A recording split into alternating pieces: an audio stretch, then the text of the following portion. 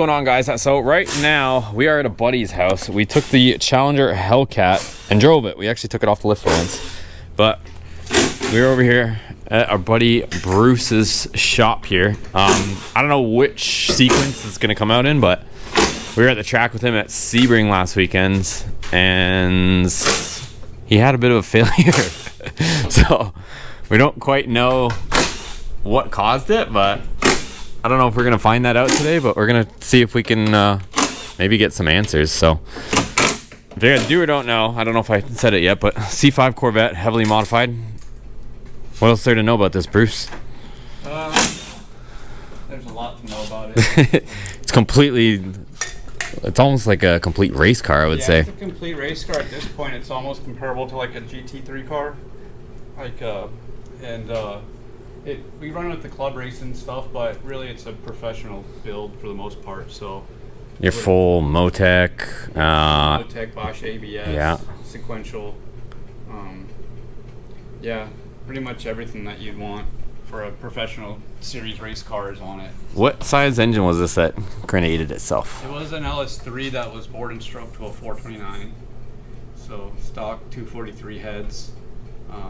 Because the cathedral port heads flow a little bit better for what we're doing. Are they stock, like stock porting, complete stock casting? Yeah. Oh, so you don't even care about the head then? No, not for the most part. Not for what we do. The cathedral ports are pretty good for that. So we didn't even run like the rectangular port LS3 heads, but no, it was a good motor for the limited time that it lasted. Made a lot of power. But you got quite a bit of hours out of this, so you were saying though, right? What's that? You got quite a few hours out of it though, right? No. Oh no? Maybe 40 hours. Oh, okay, never mind. I mean, a lot of events, but with time trials, you're only going out for 10-15 minutes at a time, so yeah.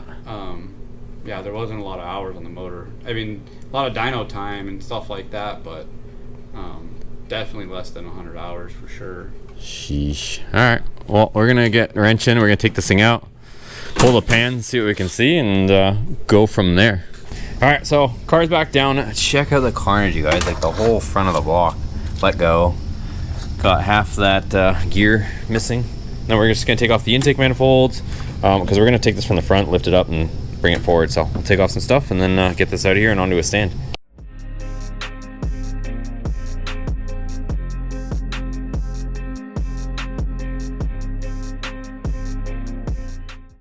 So check this out. For whatever reason, all the little needles from the pilot bearing are gone. And then we were looking at the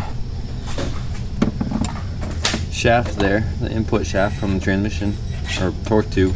It's all chewed up.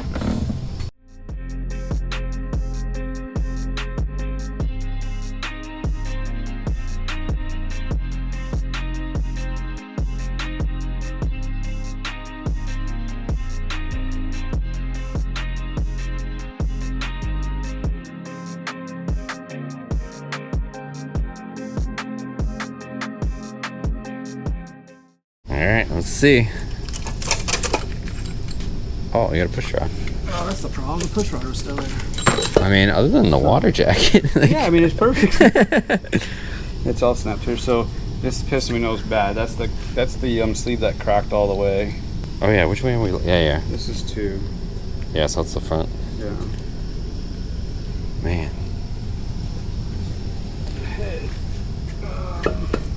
That's crazy. I bet you could sell those pistons. This valve's bad, but the head, I'm actually surprised that there's Nothing nothing really on got. top. Yeah, because normally that's the thing that I've always lost was number 7, and it always was a valve to piston contact, and then Yeah. this whole area is just jacked That one's up. just stuck open a little bit. Yeah, this is bent, obviously. I think. That's it though. But it's weird because that spark plug was all chewed up. But yeah, I mean, there's something. You can see it made contact on this piston here, and but it's just wild how it just like everything's just cracked like all here. And I think once we take this motor mount off, we take that oil pan off, I think that this whole chunk is going to be able to be like separated. I seriously think it will. Correction. That's definitely a banana. But I don't know, it looks straight from there. Well, it's hanging for sure, but I'll have to put it straight. Oh no, it's super crooked over here. Bent, right? Yeah, it's doing a whole zigzag. I can see you right through here. Yeah, I said, hey, what's up? How's it going? As I said, it's a window into my soul. I can see a big chunk of something in there. But no, this back where it's still attached back here is bent. I can see back here even. Yeah, it's pretty bent looking over here too. Right down there. All right, well, let's yank the other head, I guess. Yeah. See what you got. Oh, dude, look at this one. I see carnage right here. Look at this valve spring. Oh yeah. The valves. It's still stuck open. The valve's probably snapped or something.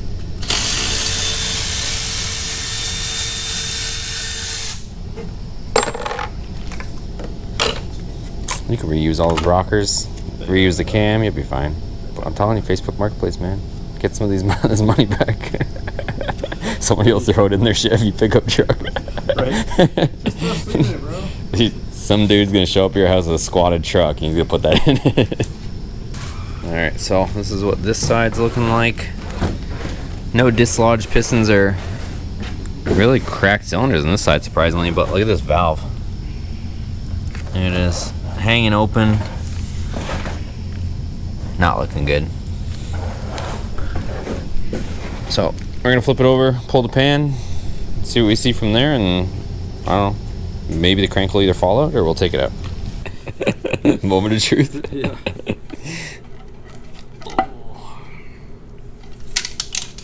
There's chunks. So, like we knew this was broke because you can see where it hit here. That's where wow. it's leaking.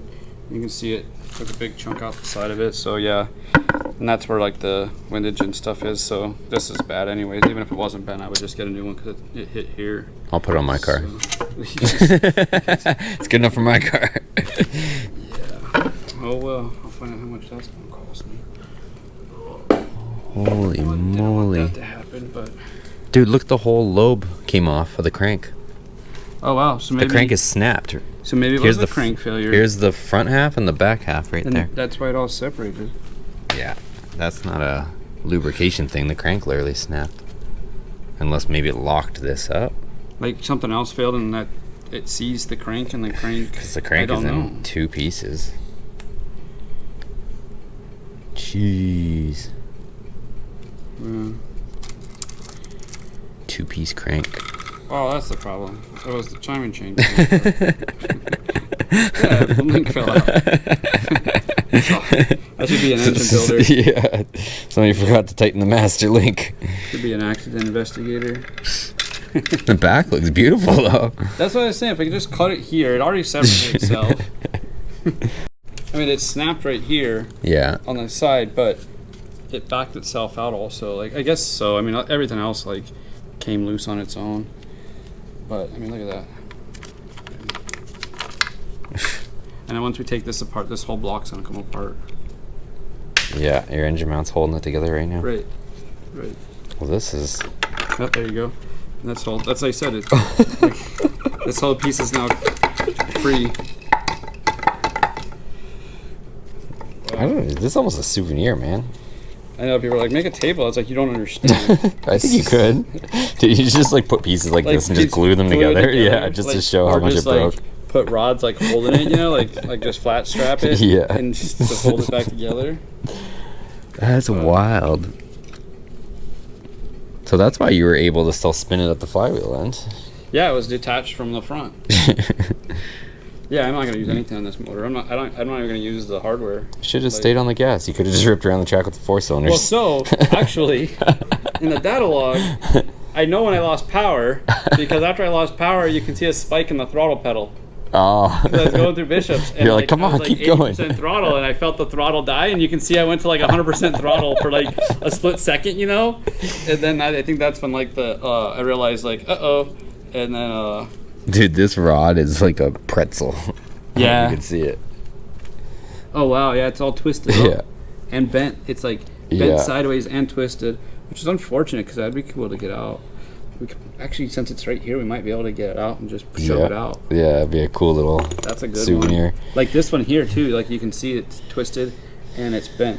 because the rod is twisted this way and it's slanted. All right. Well, what do you want to do next?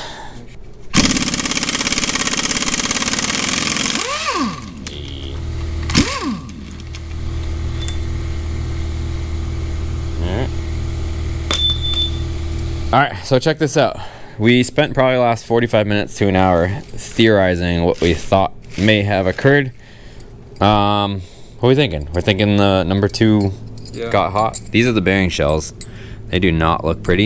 You can see a lot of heat signature on them, and then essentially that like copper coating that's on the bearings is, you can see it's all chipped away and removed. You said you saw copper in your filter, in your lines. In the oil line, I saw like. Have you cut open your filter yet?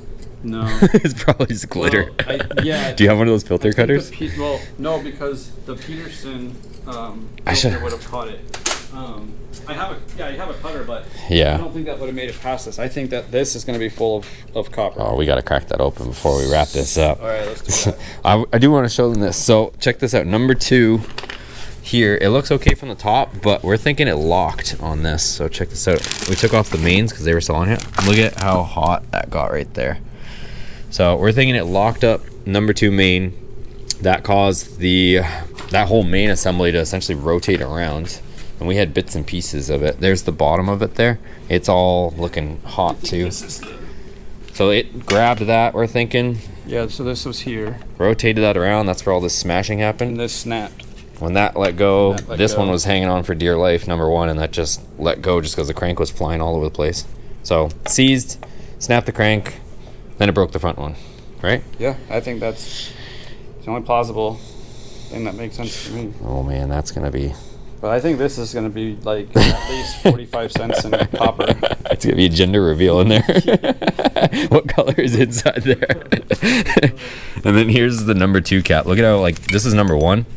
Look at how hot that got. You can just see the color on it as well. So he is gonna send off a oil sample too to Blackstone.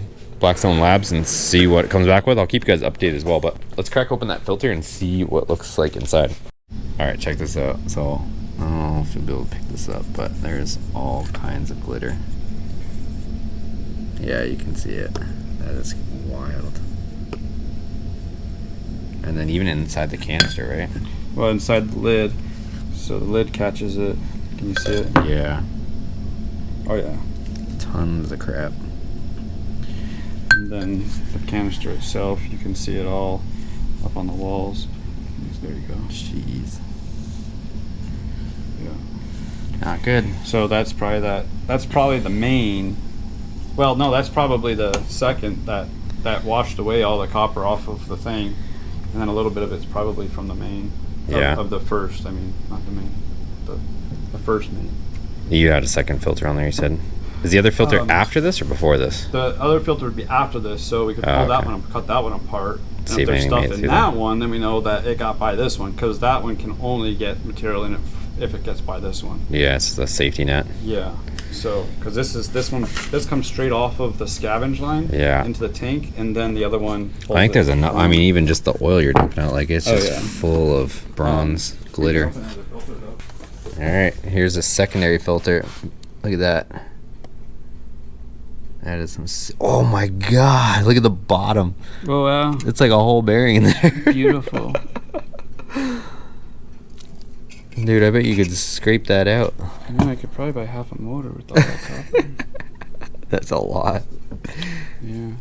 So the big chunks got caught. Yeah. And it filtered out all that little small stuff. So. But still, like the amount of little stuff, like that is a lot of glitter. Yeah. Wow! Look at that. Yeah. They like oozes to the other side. Wow. Yeah. I almost want to put this in like a glass, like an hourglass. Snow globe. This is how long it takes to blow Bruce's motor and turn it upside down. This is it. Right there it goes. All right, guys. Well, that's it. That's the destruction. What do you think, Bruce? What's the conclusion of all this? It's going to cost me a lot of money.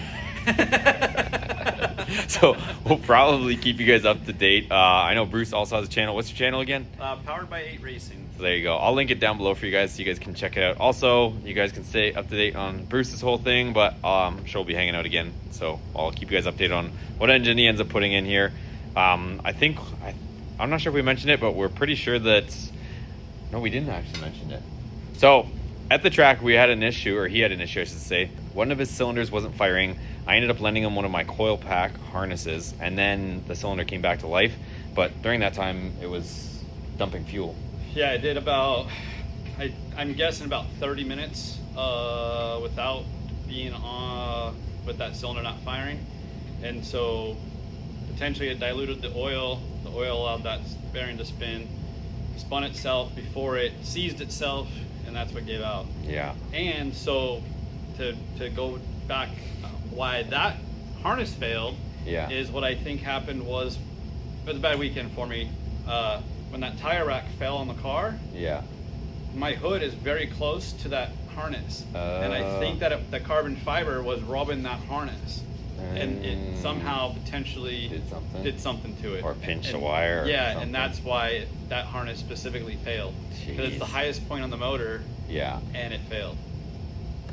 So a bunch of issues that kind of ultimately led to this being absolutely destroyed. But either way, that was the other thing too. I don't know if we mentioned it on camera, but you could smell gasoline, like especially that oil filter. When we opened it up, you could smell just like raw fuel in it. So, not saying it might have happened if he had fresh oil, but that's our assumption of what's going on. But we're not actual like engine builders for a living. So comment down below what you guys think maybe caused this. Give it a thumbs up. Go check out Bruce's channel. We'll see you guys in the next video.